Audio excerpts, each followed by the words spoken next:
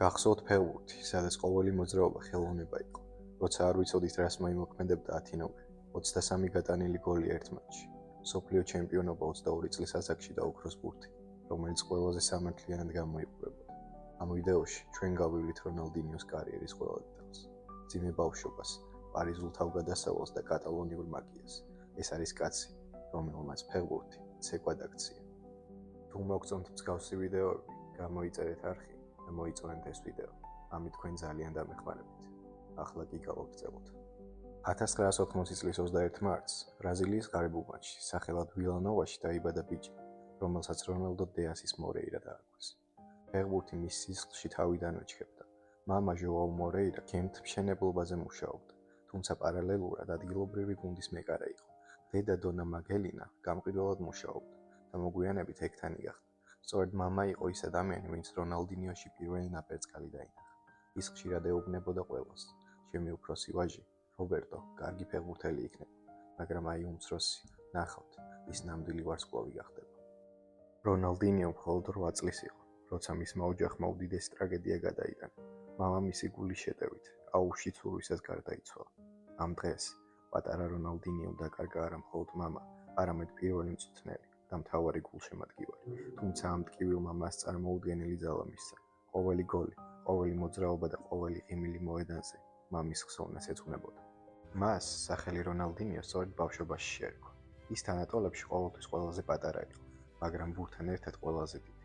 როცა მეგობრებთან ერთად თამაშობდა, მას ხშირად ეძახდნენ პატარა რონალდოს.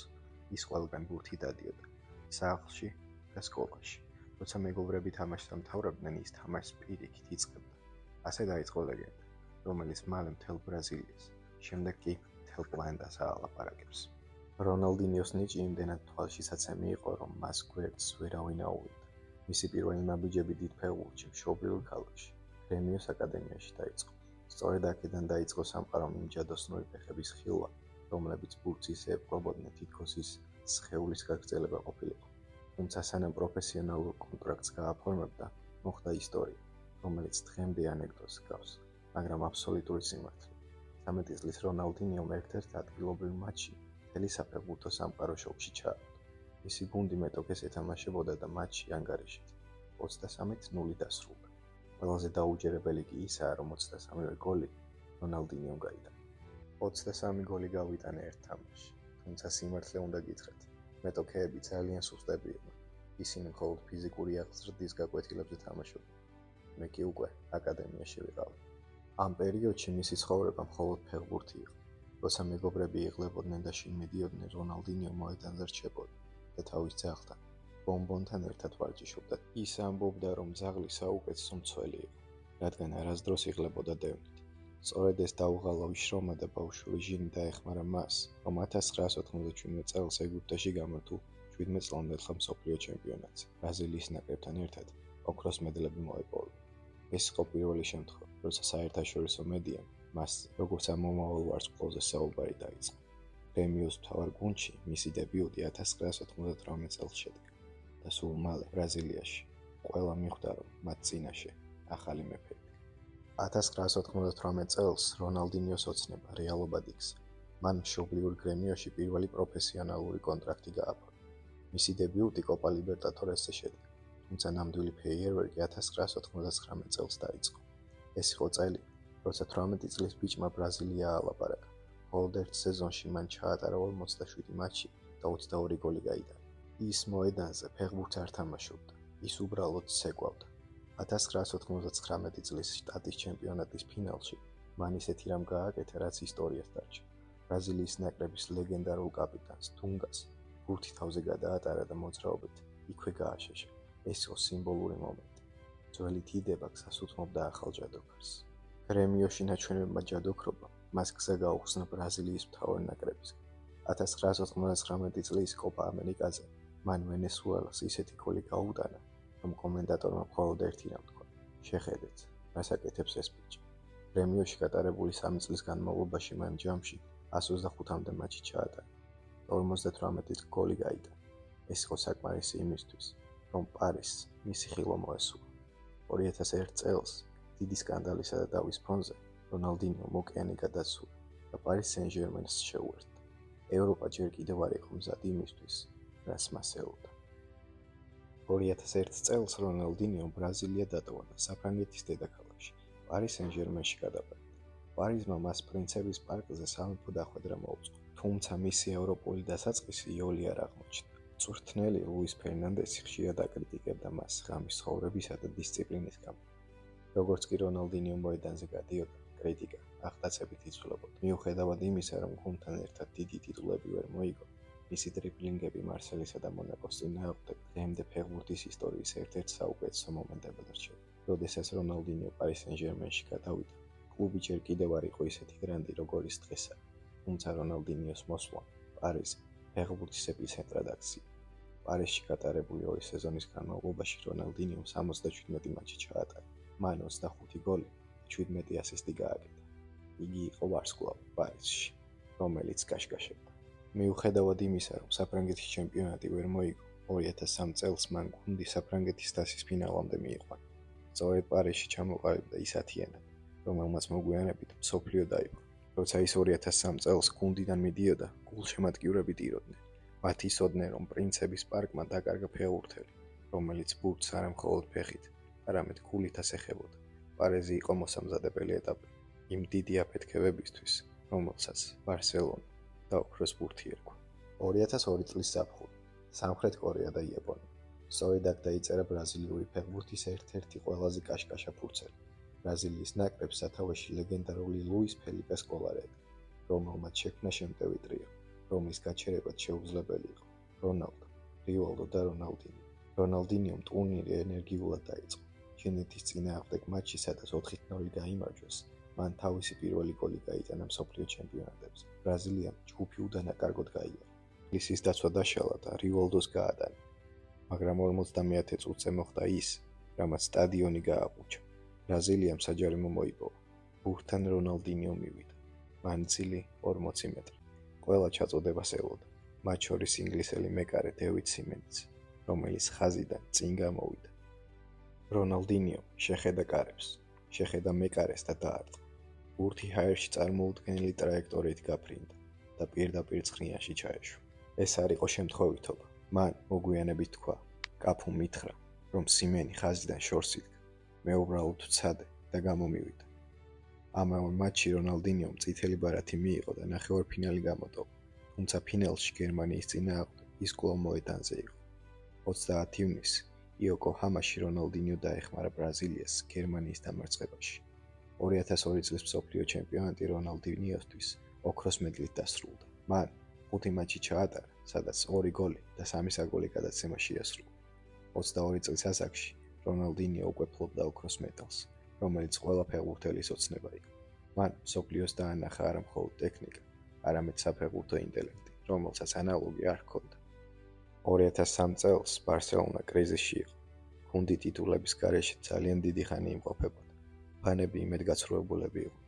სწორედ ამ დროს კატალონიის ბარსელონას პრეზიდენტმა მოახდინა საოცრება და 30 მილიონი ევრო სანაცვლოდ იმ დროისთვის საუკეთესო ფეხბურთელი რონალდინიო შეიძინეს. ბარსელონას კომაგები ძალიან გახარებულები იყვნენ, რადგან მათ მიეცათ იმედი, რომ ბარსელონა დაასრულებდა ამ კრიზისს. რონალდინიო ფანებმა პირველივე მატჩის შემდგომ შეიყვანეს. იგი გადიოდა მოედანზე და სულს და გულს დებდა გუნდისთვის. იგი არ იყო მხოლოდ მოთამაშე, ის იყო ვარსკვლავი ბარსელონასთვის. მისი პირველივე გოლი სევილიასთან ლეგენდარული გამოდგა. მატჩი ღამის 12 საათზე დაიწყო. რონალდინიომ ბურთი საკუთარ ნახევარზე მიიღო. ორი მცველი მოცეკვავე ნაბიჯით ჩამოიშორა და 30 მეტრიდან ისეთი სიძლიერით დაარტყა, რომ ბურთი ხარიხას მოხვდა და კარში ისე შევარდა. სტადიონი აწანწარდა. ბარსელონამ გაიღვიძა. იგი მოედანზე საოცრებებს ახდენდა. მისი თანაგუნდელები გაკვირვებულები იყვნენ და ამბობდნენ, ის ჩვენ ეპოქაში სხვა პლანეტიდან იყო. ჩვენ ვარჯიშობდით. ის კი უბრალოდ ერთობოდა. იხსენებდა მოგვიანებით მისი თანაგუნდელი სამუელ ეტო. მისი კარიერის ყველაზე დიდი აღიარება ტიტულები არ ყოფილა. 2005 წლის 19 ნოემბერი, ელ კლასიკო. რონალდინიო მადრიდის რეალის დაცვა იკერ კასილასის ჩათვლით მიწასთან გაასწორა. მოხდა ის, რაც მანამდე მხოლოდ მარადონას პატივსაცემად გაკეთდა. მადრიდის რეალის ფანები ფეხზე წამოდგნენ და დაში დაუკრეს მეტოქე გუნდის ფეხბურთელს. ეს იყო მომენტი, როცა ფეხბურთმა სიძულვილზე გაიმარჯვა. ჩემპიონთა ლიგის მწვერვალი 2006 წელს რონალდინიომ ბარსელონას 14 წლიანი პაუზის შემდეგ ჩემპიონთა ლიგის თასი მოაგებინა. ის იყო გუნდის გული, სული და ღიმილი. სწორედ ამ წლებში მის გვერდით იზრდებოდა ერთი პატარა არგენტინელი ბიჭი, სახელად ლეო მესი, რომელსაც რონალდო საკუთარი ძმასავით ეპყრობოდა და პირველი საგოლე პასიც სწორედ მან გაუკეთა. ბარსელონაში რონალდინიოს სტატისტიკა ასეთია: 207 მატჩში 94 გოლი და 71 საგოლე გადაცემა. მან 2 ლა ლიგის ტიტული მოიპოვა, 1 ჩემპიონთა ლიგა და 2 ესპანეთის სუპერთასი. ეს იყო ეპოქა, როცა ყველა ბავშვი მსოფლიოში 10 ნომრიანი მაისურს ატარებდა და ცდილობდა გაემეორებინა ის ელასტიკო, რომელსაც მხოლოდ რონალდინიო აკეთებდა. 2005 წელი ფეხბურთის ისტორიაში განსაკუთრებული თარიღი. სწორედ მაშინ პარიზში ოქროს ბურთი გადაეცა ადამიანს, რომელიც მოედანზე კი არ დარბოდა, არამედ ცეკვავდა. რონალდინიომ ეს ჯილდო არა მხოლოდ სტატისტიკით, არამედ იმ ემოციით დაიმსახურა, რომელსაც ყოველ შეხებაზე ჩუქნიდა მაყურებელს. იმ სეზონში გაუჩო, პიკში იყო. მან ბარსელონასთან ერთად ესპანეთის ჩემპიონატი მოიგო და მსოფლიოს დაანახა, რომ ფეხბურთი შეიძლება იყოს ერთდროულად ეფექტურიც და შედეგიანიც. მისი საფირმო ღიმილი, ელასტიკო, პასები და ჯარიმები, ეს იყო ეპოქა, როცა ყველა ბავშვი ეზოში მის მოძრაობებს იმეორებდა. 2006 წლის მსოფლიო ჩემპიონატს რონალდინიო პლანეტის საუკეთესო ფეხბურთელის სტატუსით შეხვდა. ის იყო მოქმედი ოქროს ბურთის მფლობელი და ბარსელონასთან ერთად ჩემპიონთა ლიგის ტრიუმფატორი. მოლოდინი იმდენად დიდი იყო, რომ გულშემატკივრები ბრაზილიისგან მხოლოდ ჯოკა ბონიტოსა და მორიკ თასეულდნენ. თუმცა რეალობა სხვა აღმოჩნდა. ბრაზილიის ჯადოსნური კვარტეტი, რონალდინიო, კაკა, რონალდო და ადრიანო მოედანზე ერთმანეთს ვერ პოულობდა. რონალდინიომ, რომელიცგანაც ყველა სასწაულს ელოდა, ტურნირი გოლის გარეშე დაასრულა.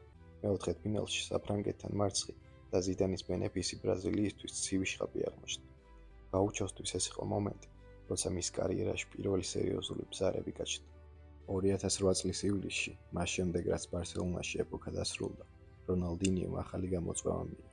იტალიურმა გრანდმა მილანმა ის 25 მილიონ ევროდ შეიზრდა. სან-სიროზე მის წარდგენას 40,000-მდე გულშემატკივარი დაესწრო. მათ სჯეროდათ, რომ ჯადოქარი იტალიასაც დააჩუქებდა. რადგან ლეგენდარულ კლარენს ზეედორფს 10 ნომრიანი მაისური ეკავა, რონალდინიომ აირჩია 80 ნომერი თავისი დაბადების წლის პატივსაცემად. ეს გახდა ერთ-ერთი ყველაზე გაყიდვადი მაისური კლუბის ისტორიაში. მიუხედავად იმისა, რომ ბევრი აკრიტიკებდა მის ფიზიკურ ფორმას, რონალდინიოს სტატისტიკა მილანში მაინც შთამბეჭდავი იყო. მისი პირველი გოლი მილანის მაისურით სიმბოლური გამოდგა. მან თავური დარტყმით მოუტანა გუნდს გამარჯვება მილანურ დერბში, ინტერის წინააღმდეგ. 2009-2010 წლების სეზონი რონალდინიოსთვის განსაკუთრებული გამოდგა. მან სერია საუკეთესო ასისტენტის წოდება მიიღო, 18 საგოლე გადაცემით, რაც ამტკიცებდა, რომ მისი ხედვა და პასის კულტურა არსად გამქრალა. 2010-2011 წლების სეზონი რონალდინიოსთვის მილანში ბოლო გამოდგა, თუმცა მან წასვლის წინ მთავარი მიზნის მიღწევა მოასწრო. მილანმა მოიგო სერია A. მიუხედავად იმისა, რომ სეზონის შუაში მან გუნდი დატოვა და ბრაზილიაში გადაბარგდა, მისი წვლილი ამ ტიტულში განსაკუთრებით სეზონის პირველ ნახევარში გადამწყვეტი იყო. მან მილანში 95 მატჩი ჩაატარა, სადაც 26 გოლი და 29 საგოლე გადაცემის გაკეთება მოახერხა. მაგრამ რონალდინიოს დისციპლინასთან დაკავშირებული პრობლემები ჰქონდა. იგი ხშირად ექცეოდა პაპარაცების ყურადღების ქვეშ ღამის კლუბებში. მას წოთნელი მასიმილიანო ალეგრი მეტ დისციპლინას თხოვდა. რონალდინიოს კი სურდა ისე ეთამაშა, როგორც ბავშვობაში, სიამოვნებისთვის და არა მკაცრი ტაქტიკური სქემებისთვის. 2011 წლის იანვარში საბოლოოდ დატოვა ევროპა. მან წაიღო იტალიის ჩემპიონის ტიტული და დატოვა მოგონებები იმ ჯადოსნურ პასებზე, რომელთა გაკეთებაც მხოლოდ მას შეეძლო. 2011 წელს რონალდინიო სამშობლოში დაბრუნდა. ჯერ იყო ფლამენგო, სადაც მას 20,000 გულშემატკივარი დახვდა სტადიონზე, თუმცა ნამდვილი ისტორია ატლეტიკო მინეიროში დაიწერა. ბევრს ის უკვე ჩამოწერილი ეგონა, მაგრამ 2013 წელს მან გააკეთა ის, რაც მანამდე არავის გაუკეთებია. რონალდინიომ გუნდს კოპა ლიბერტადორესის თასი მოაგებინა. ამით ის გახდა ერთ-ერთი იმ მცირე რიცხოვან ფეხბურთელებისგან, ვისაც მოგებული აქვს მსოფლიო ჩემპიონატი, ჩემპიონთა ლიგა, ოქროს ბურთი და კოპა ლიბერტადორესის თასი. მან კარიერა ბრაზილიელ ფლუმინენსეში დაასრულა. 2018 წელს კი ოფიციალურად გამოაცხადა, რომ ბურთთან ცეკვას წყვეტდა. რონალდინიო არ ყოფილა უბრალოდ ფეხბურთელი. ის იყო ადამიანი, რომელმაც დაგვანახა, რომ ფეხბურთი პირველ რიგში სიხარულია. ის მოედანზე არ მუშაობდა, ის ერთობოდა. მისი საფირმო ჟესტი და მუდმივი ღიმილი გახდა სიმბოლო იმისა, რომ სპორტი შეიძლება იყოს ხელოვნება. მან დატოვა მემკვიდრეობა, რომელიც ციფრებზე მაღლა დგას. მან შთააგონა მილიონობით ბავშვი და დაამტკიცა, რომ ყველაზე რთულ მომენტშიც კი ბურთთან ერთად ერთი მოძრაობით შეიძლება მთელი სამყარო გააღია. რონალდინიო დღეს ხშირად გვხვდება საქველმოქმედო მატჩებში. იგი არ არის ისეთივე სწრაფი, მაგრამ არის ისეთივე ტექნიკური და ისეთივე ელასტიური, როგორც თავის საუკეთესო წლების პერიოდში. რონალდინიო უყვარს ყველას, ვისაც კი ოდესმე ფეხბურთი უნახავს. იგი დარჩება ყოველთვის ბრაზილიის ფეხბურთის ისტორიაში ერთ-ერთ საუკეთესო ფეხბურთელად. მადლობა, რომ იყავით ჩვენს გვერდით და ერთად გავეხსენეთ რონალდინიოს ისტორია. თუ მოგწონთ მსგავსი ვიდეოები, გამოიწერეთ არხი და მოიწონეთ ეს ვიდეო. ამით თქვენ ძალიან დამეხმარებით.